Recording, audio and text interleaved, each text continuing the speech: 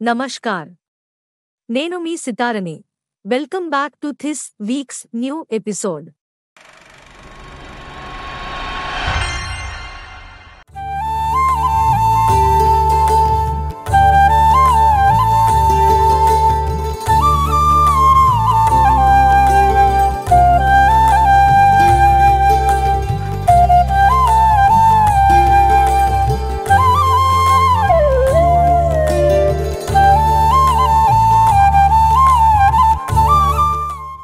Walt Disney అని మీకు తెలుసు అనుకుంటే వినే ఉంటారేమో, మరి లేకపోతే తెలుసుకోండి. వాల్ట్ డిస్నీ అంటే నాకు బాగా ఇష్టం. కార్టూన్ సినిమాలు మొదలైంది ఆయన ద్వారానే. ఇనీషియల్గా 38 ఆస్కార్ అవార్డ్స్ వచ్చిన ఒకే ఒక రికార్డ్ అనమాట. అతను ఒకే ఒక పర్సన్ వాల్ట్ డిస్నీ.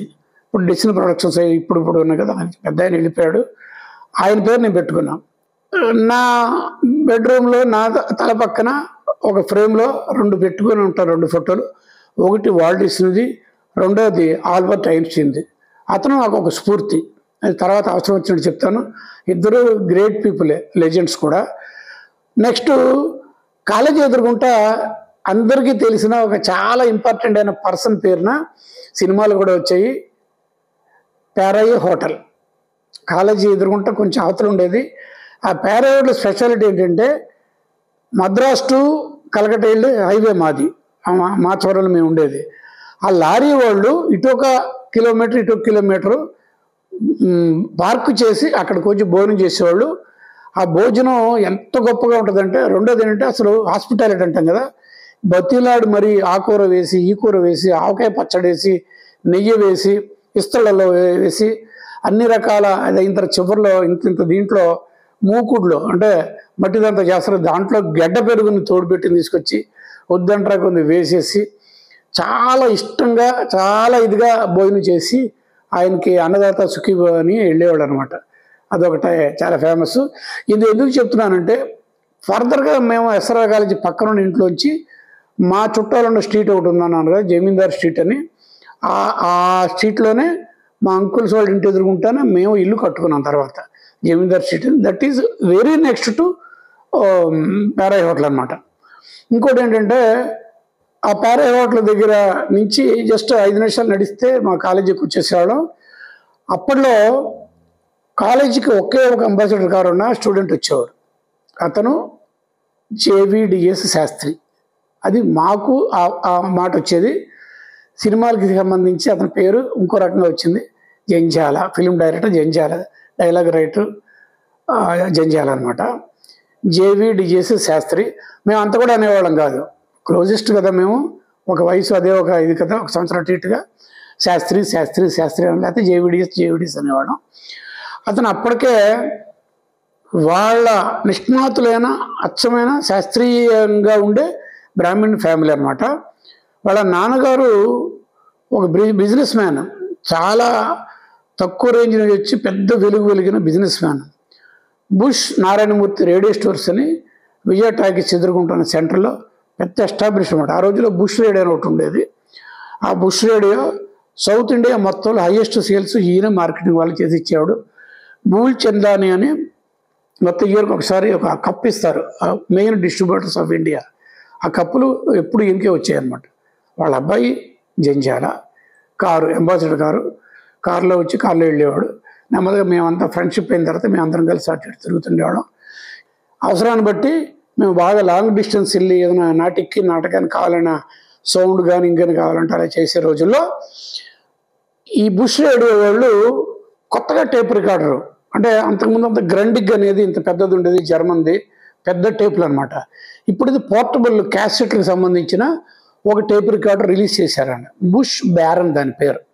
ఇలా పొడుగ్గా ఉంటుంది, స్లీపింగ్ టైప్ అనమాట. పియానో బటన్స్ ఉంటాయి. ఆ రోజుల్లో చాలా పాపులర్ అది. అది నొక్కితే ఆన్ ఆఫ్ ఫార్వర్డ్ బ్యాక్ ఒకటి చేస్తున్న ఎజెక్ట్ అవుద్ది, దాంట్లో క్యాసెట్ పెట్టి అవన్నీ అసలు విపరీతమైన సేల్స్ అయిపోయినాయి అనమాట. అది దాని గురించి పర్టికులర్ ఎందుకు చెప్తానంటే, ఎంవి రఘు మా బుల్లి బాస్. ఎంవి రఘు గారు ఏం చేసినా సెన్సేషనల్. ఆయన ఫోటోగ్రఫీ చేసిన సెన్సేషన్, ఆయన డైరెక్షన్ చేసిన sensation. 50 years journey MV Raghu గారి, అద్భుతం. నేను ఫస్ట్ టైం ఎంవి రఘు గారిని స్వామి గారి దగ్గర పనిచేస్తున్నప్పుడు చూసాను, మా గురువు గారి దగ్గర. ఈయన వర్కింగ్ స్టైలు, ఈయన ఫాస్ట్ మూమెంట్స్ చూస్తూ కెమెరామెన్ అయితే కెమెరామెన్ అసిస్టెంట్ అయినా కెమెరామెన్ ఇలా ఉండాలి, యాక్టివ్గా ఉండాలి. ఫస్ట్ టైం నేను ఎంవి రఘు గారు చూసి నేర్చుకున్నాను. దాని తర్వాత ఎంవి రఘు గారి సినిమా సితారా రిలీజ్ అయింది. అప్పట్లో డే ఫర్ నైట్ విఎస్ఆర్ స్వామి గారు భక్త కరప్లో చేశారు అని విన్నాను, కానీ నాకు అంత నాలెడ్జ్ లేదు. తర్వాత అమితాబ్ బచ్చన్ గారు, గోపాల్ రెడ్డి గారు, తాతినేని రామారావు దగ్గర ఇన్కిలాబ్ షూటింగ్ టైంలో ఉంది. What a photography, MV Raghu, what fantastic, ఇండియాలో ఇలాంటి కెమెరామెన్ ఉంటాడని ఫస్ట్ టైం నేను హాలీవుడ్ ఫిల్మ్స్ చూసాను. ఆయన ఎగ్జైట్ అయ్యి చెప్తా ఉంటే ఫస్ట్ టైం నాకు ఒక ఆనందం, ఒక ఈర్ష్య. అమ్మ బాబాయ్, అమితాబ్ బచ్చన్ గారు ఎంవి రఘు గారిని మెచ్చేసుకుంటారు. అక్కడి నుంచి స్టార్ట్ అయింది ఆయన journey.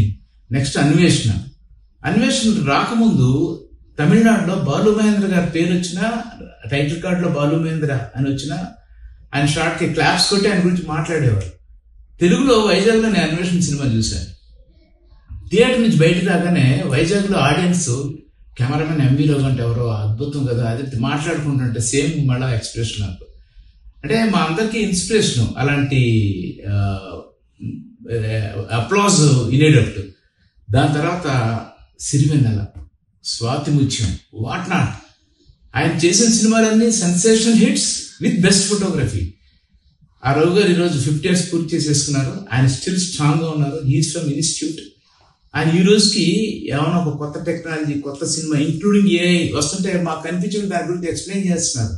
Sir, you're ultimate, you're top, మీరు అదే స్ట్రాంగ్, అదే ఎనర్జీతో మాలంటే ఇంకా ఎనర్జీ ఇవ్వాలి, కొత్త విషయాలు మాకు నేర్పాలి sir. Thank you very much. All the best. Thank you. ఈ ఎపిసోడ్లో చాలా ఇంట్రెస్టింగ్ విషయాలు రఘుగారు చెప్పారు. మీరు లైక్ చేశారని అనుకుంటున్నాను.